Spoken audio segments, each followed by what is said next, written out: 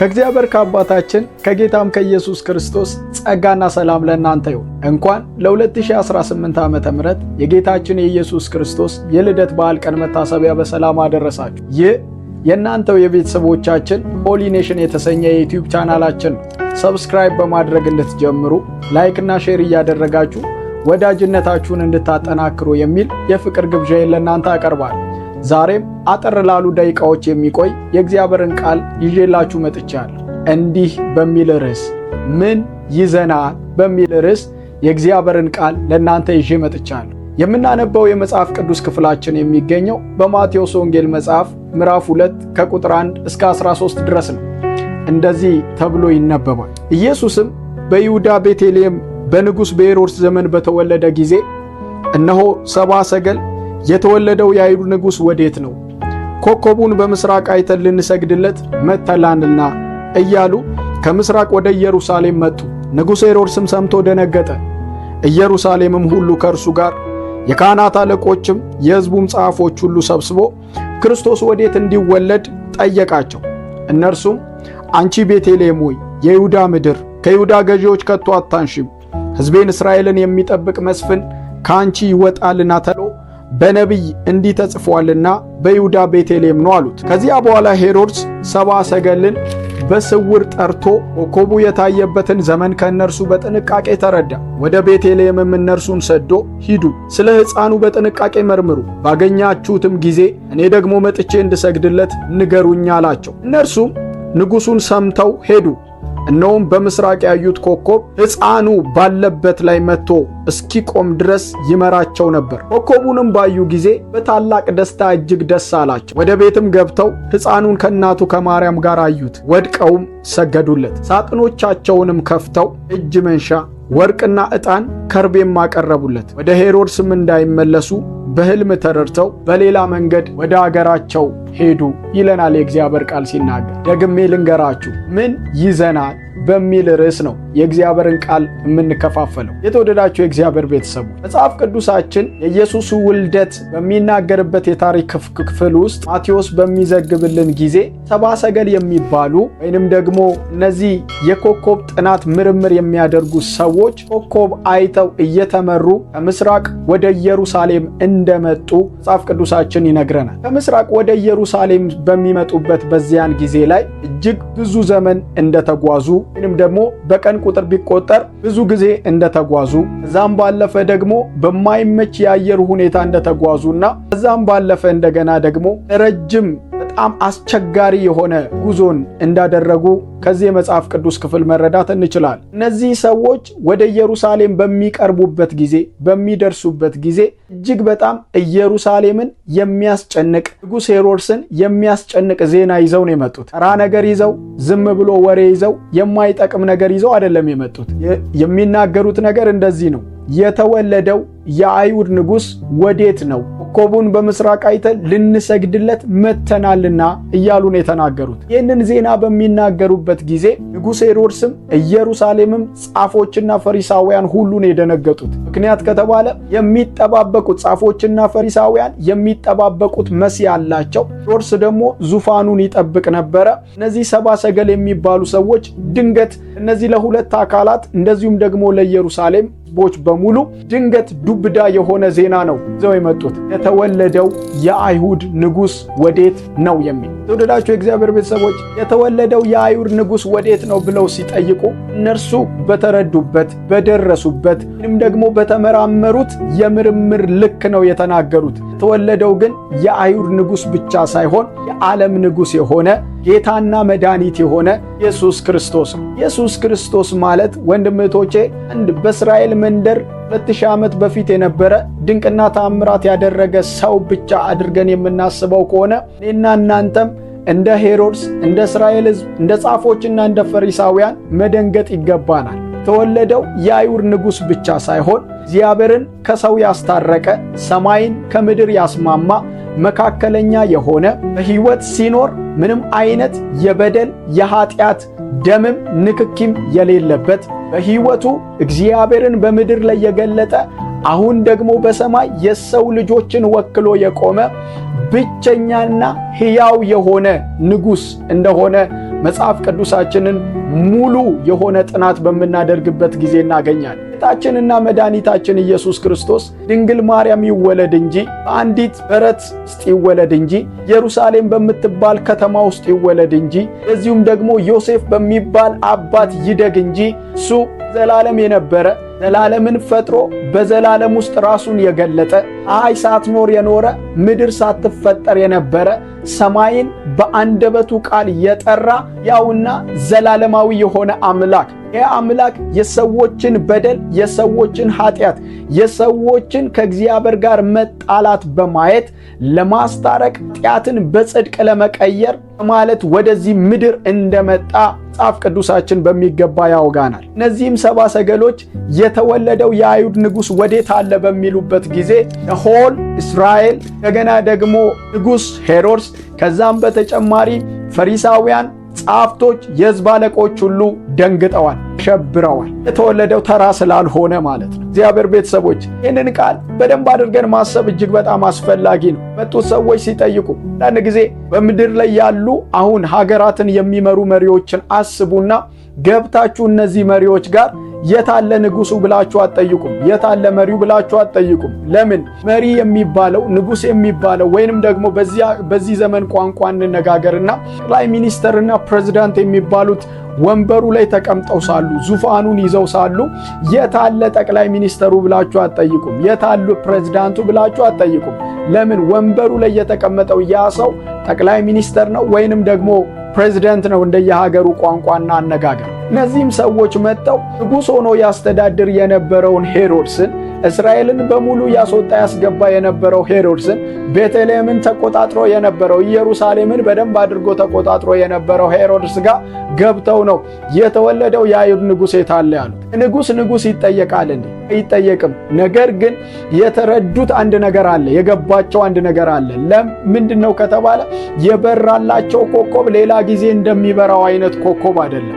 የተገለጠላቸው ኮከብ ከዚህ ዘመን በፊት እንደተገለጠላቸው አይነት አይደለም። ብዙ ዘመናት ላይ እነዚህ ሰዎች ምናልባት በጣም ብዙ አይነት የከዋክብት አይነቶችን አጥንተው ደርሰውባቸዋል።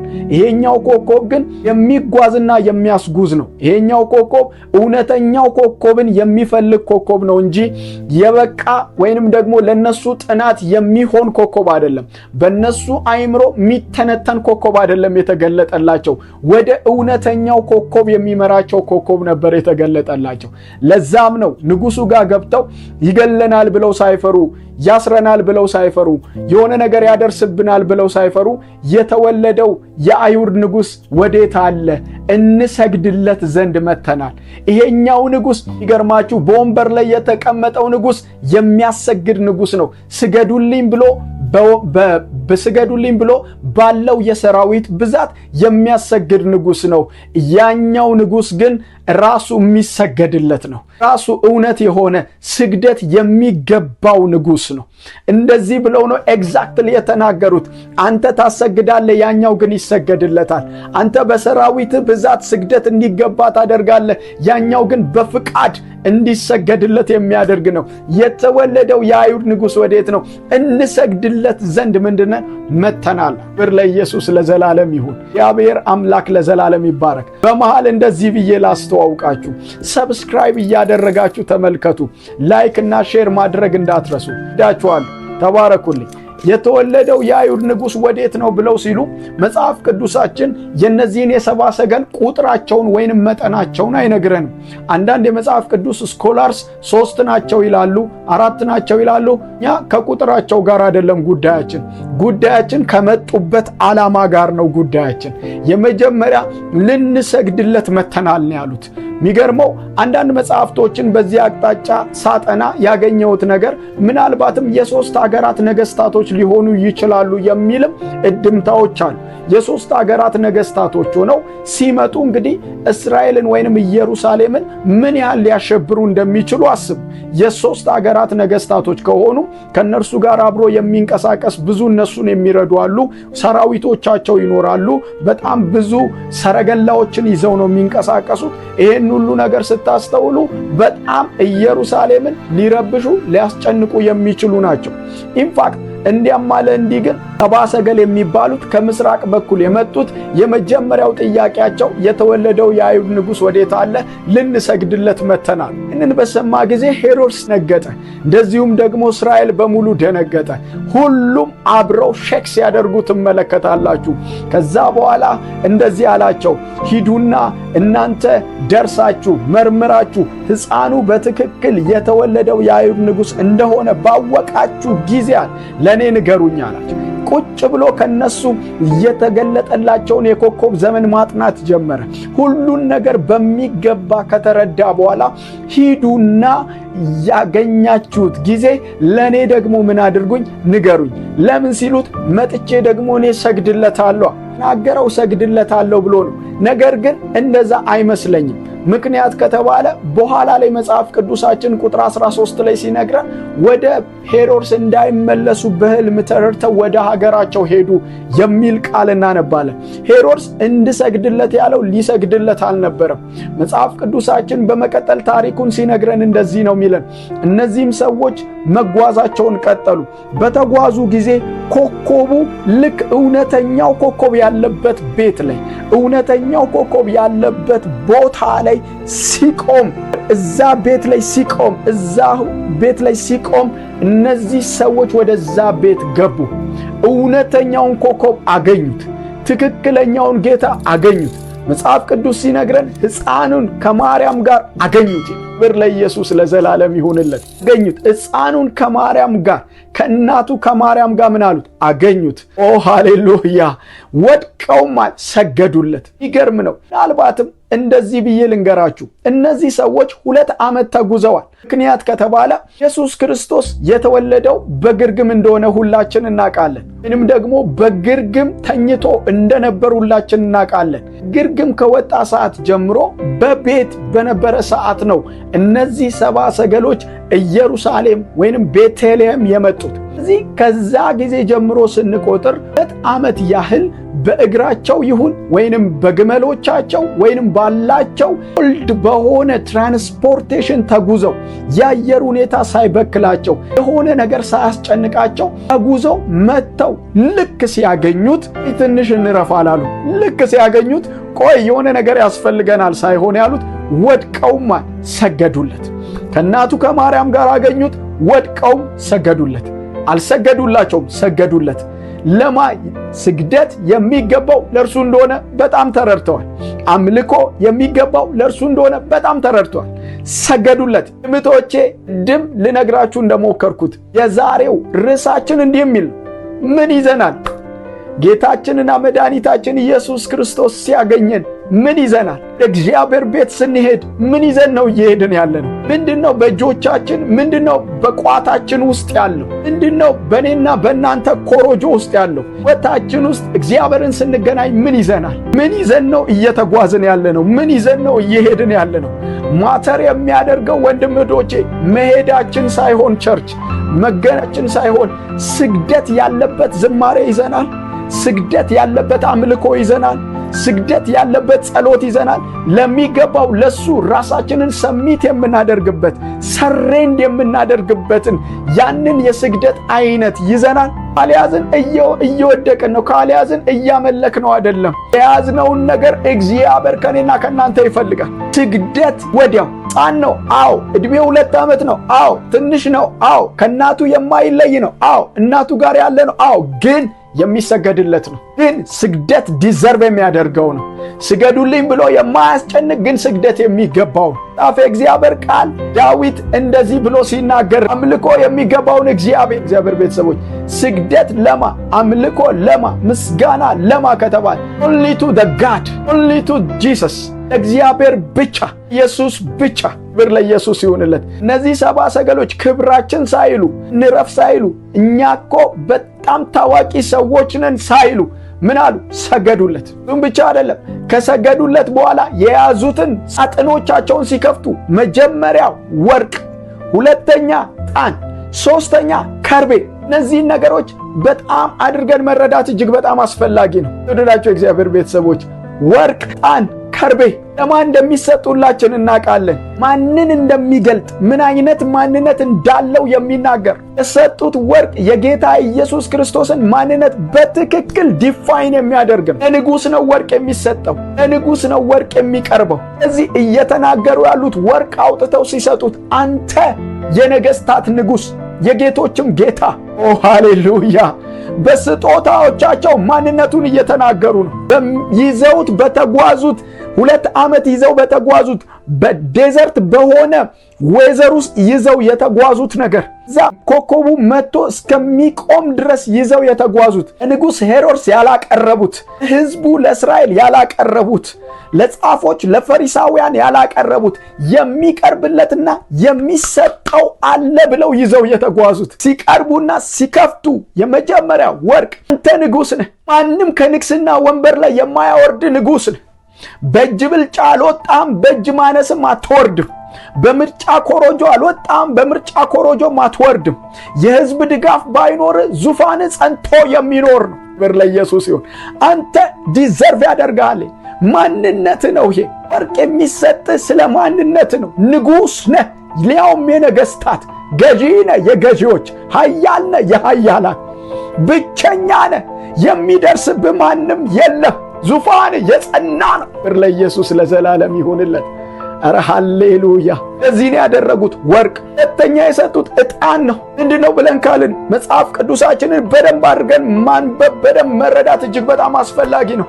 እነዚህ ሰብአ ሰገል ሁለተኛ የያዙትን ሳጥን ሲከፍቱ ዕጣን የያዙት ኢየሱስ ክርስቶስ ሕያውና ንጹሕ ለእግዚአብሔር የሚቀርብ መሥዋዕት እንደሆነ የሚናገር፣ ለእግዚአብሔር የሚቀርብ እግዚአብሔርን የሚያስደስት እግዚአብሔርን የሚያረካ። ስሙኝ፣ በእስራኤል መንደር ብዙ ካህናቶችና ሊቀ ካህናቶች ብዙ በጎችን ሰውተዋል። እግዚአብሔር ግን የተደሰተው በአንድ ልጁ መሥዋዕትነት ነው።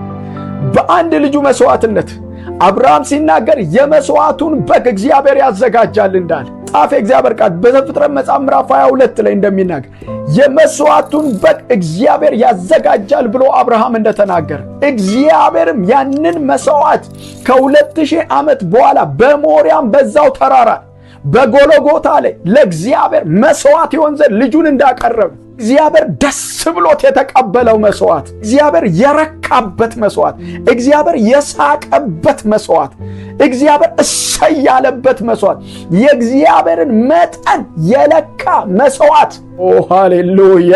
ብዙ ዘመናት የእስራኤል ትውልድና የእስራኤል ሕዝብ አንካሳና ዕውር በጎችን ሲያቀርቡ አንድ ዓይኑ የፈሰሰ እግሩ የተሰበረ የተመታ በጎቻቸውን ሲያቀርቡ ነበረ። እግዚአብሔር ግን ራሱ መሥዋዕት አዘጋጀ። እሱን የሚተካ መሥዋዕት፣ እሱን የሚያረካ መሥዋዕት አቀረበ። የወንድ ዘር የሌለበት ከሴቲቱ የተገኘ በዘመን መጨረሻ ኢየሱስ ተገለጠ። እግዚአብሔርን ያረካ መሥዋዕት እንደሆነ ያቀረቡት ስጦታ ለሱ የሚናገር ነው። ኢየሱስ ክርስቶስ የሚወስደውን መከራ እኛ ሲል የሚሰቃየውን መሰቃየት፣ የሚወጣ የሚወርደውን፣ የሚገረፈውን፣ የሚጦም የሚጸልየውን፣ የሚንገላታውን መንገላታት፣ የሚፈሰውን ደሙን፣ የቆሰለው ቁስለቱን፣ የተወጋውን ጎኑን የሚናገር መሥዋዕት ማን እንደሆነ፣ ምን አይነት መሥዋዕት እንደሆነ፣ ምን አይነት ነገር እንደሚደርስበት ኢምፕሊፋይ የሚያደርግ ኤግዛምፕሊፋይ የሆነ ስጦታ ነው ሰብአ ሰገል ለኢየሱስ ክርስቶስ ይዘው የመጡ። ወደዳችሁ የእግዚአብሔር ቤተሰቦች፣ እኔና እናንተ በዚህ ዘመን ለጌታችንና ለመድኃኒታችን ለኢየሱስ ክርስቶስ ይዘን የምንመጣው እንደ ሰብአ ሰገል አይነት እንዲሆን አይጠበቅብንም፣ ደግሞም ሊሆንም አይችልም። እነሱ የተረዱት የገባቸውና ትክክል ነው ብለው ያሉትን ነገር አቅርበዋል። ያም ደግሞ እውነተኛ ስለሆነ በቅዱስ ቃሉ ላይ ተገልጦ እናገኘዋለን። እኔና ለእናንተ ደግሞ ምን ይዘን መሄድ እንዳለብን መጽሐፍ ቅዱስ ይነግረናል። ምን እግዚአብሔርን እንደሚያከብረው፣ ምን ጌታችንና መድኃኒታችንን እንደሚያስደስተው መጽሐፍ ቅዱስ ግልጽ አድርጎ ይነግረናል። ዕብራውያን መጽሐፍ ምዕራፍ 13 ቁጥር 15 ላይ የእግዚአብሔር ቃል ሲናገር እንደዚህ ነው።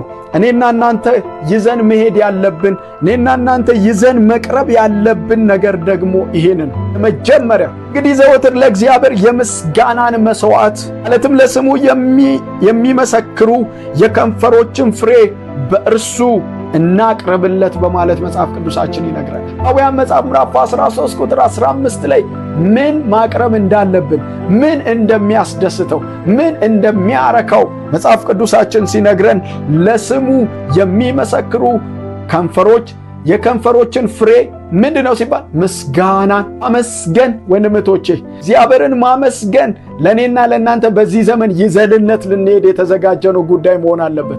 እግዚአብሔርን ፔንዳውን በሆነ ህይወት ውስጥ ማመስገን፣ ወደ ላይም ስንወጣ እግዚአብሔር ከፍ ሲያደርገን፣ ወደ ታችም ስንወርድ ሁኔታዎች ሲይዙን ምስጋና ከአንደበታችን ሊታጣ አይገባም። ሰብአ ሰገሎች ወርቅ፣ ዕጣን፣ ከርቤ ይዘው መጥተዋል። ከኔና ከእናንተ የሚጠበቀው ምስጋና። ወርቅ የለንም የምንሰጠው፣ ከርቤ የለንም የምንሰጠው፣ ዕጣን የለንም የምንሰጠው። የአንደበታችን ፍሬ ግን ለሱ ምስጋና ሆኖ ቀርቦ እሱን ያረካዋል፣ ያስደስተዋል። ንጹህ የሆነ ምስጋና፣ ከሁኔታ ጋር ያልተገናኘ፣ ከሁኔታ ጋር ያልተስማማ ምስጋና፣ እግዚአብሔርን ብቻ የሚያከብር ምስጋና፣ እግዚአብሔርን ብቻ የሚያስደስት ምስጋና፣ ለስሙ የሚሆንን የከንፈሮችን ፍሬ ማለትም ምስጋናን በእርሱ እናቀርብለት። በርከኔና ከእናንተ ምስጋናን ነው የሚሻው። ምን ይዛችኋል ከተባላችሁ ወደ እግዚአብሔር ቤት ስትሄዱ ማንም ቢጠይቃችሁ፣ ማንነታችሁ ራሱ ነፍስ ብትጠይቅ ምን ይዘህ ነው ወደ እግዚአብሔር ቤት የምትሄደው? በኪስ ገንዘብ ነው? ኧረ አይደለም። አካውንት ውስጥ የሆነ ነገር የለም። የሆነ የምታቀርበው መስዋዕት በግ አለ? የለኝም። ግን አንድ ነገር አለኝ። አንደበቴ ያመሰግነዋል፣ ሕይወቴ ያመሰግነዋል፣ ኑሮዬ ያመሰግነዋል። ስለሆነውም ስላልሆነውም ነገር፣ ስለተሰጠኝም ስለተከለከልኩትም ነገር፣ ስለሚሆነውም ስለማይሆነውም ነገር እግዚአብሔርን ምን እላለሁ? አመሰግናለሁ። እና እናንተ በዚህ ጊዜ ማሰብ ያለብን እንደዚህ ነው። ጌታችን በተወለደ ጊዜ ሰብአ ሰገሎች ይዘው የሚሄዱት ነገር፣ ይዘው የሄዱት ጉዳይ ነበራቸው። እኔና እናንተ ግን ምስጋናን ይዘን መሄድ መቻል አለብን። ምስጋና እግዚአብሔርን ያከብረዋል። ምስጋና ያለንበትን የህይወት ኳሊቲ ይናገራል። ምስጋና ከእርሱ ጋር ያለንን ህብረት ይመሰክራል። ምስጋና እግዚአብሔርን ሲያከብር እኛን በመንፈሳዊ ህይወት ስትሮንግ ሆነን እንድንገለጥ ያደርገናል። ምስጋና የጠላትን ሐሳብ ሁሉ አሸንፈን እንድንገለጥ ያደርገናል። ምስጋና ቤታችን የገባውን የሰይጣንን ሥራ፣ የጠላትን የአውሬውን ኃይል ሁሉ እንድንመታ ኃይለኛ መሳሪያችን ነው። እግዚአብሔርን ማመስገን ከኔና ከናንተ በዚህ ዘመን የሚጠበቅ ነው። ሁለተኛውን ነገር ልንገራችሁና የዛሬው መልእክቴን ላብቃ። ሮሜ መጽሐፍ ምዕራፍ 12 ላይ ሐዋርያው ቅዱስ ጳውሎስ እንደዚህ ብሎ ይናገራል። እንግዲህ ወንድሞች ሆይ ሰውነታችሁን እግዚአብሔርን ደስ የሚያሰኝና ሕያው ቅዱስም መስዋዕት አድርጋችሁ ታቀርቡ ዘንድ በእግዚአብሔር ርኅራኄ እለምናችኋለሁ፣ እርሱም ለአእምሮ የሚመች አገልግሎታችሁ ነው በማለት ሐዋርያው ቅዱስ ጳውሎስ ለሮሜ ሰዎች የሚናገረው ንግግር አለ። እህቶቼ፣ ሁለተኛ ለእግዚአብሔር ይዘን የምንቀርበው ነገር ምንድን ነው? ሰውነታችንን ያው ቅዱስ መስዋዕት አድርገን ለእግዚአብሔር ማቅረብ። የትኛውም አይነት ከዚህ ምድር ከሆነ ዓለማዊ ከሆነ እግዚአብሔር ከማይከብርበት ነገር ሰውነታችንን፣ ማንነታችንን ፕሮቴክት ማድረግ። ምክንያት ከተባለ ይሄ ሰውነቴ እግዚአብሔር የሚከብርበት ነው። ይሄ ማንነቴ እግዚአብሔር የሚደሰትበት ነው። ይሄ ሰውነቴ እግዚአብሔርን የማከብርበት ሕያውና ቅዱስ መስዋዕት አድርጌ ለእግዚአብሔር ማቀርበው ነው። ክብር ለኢየሱስ ለዘላለም ይሁንለት። የተወደዳችሁ የእግዚአብሔር ቤተሰቦች ምን ይዛችኋል? ምን ይዘናል? ለበታችን ምስጋና ተቀደሰ እግዚአብሔር አምላክ የሚደሰትበት ማንነት ከያዝን አትጠራጠሩ።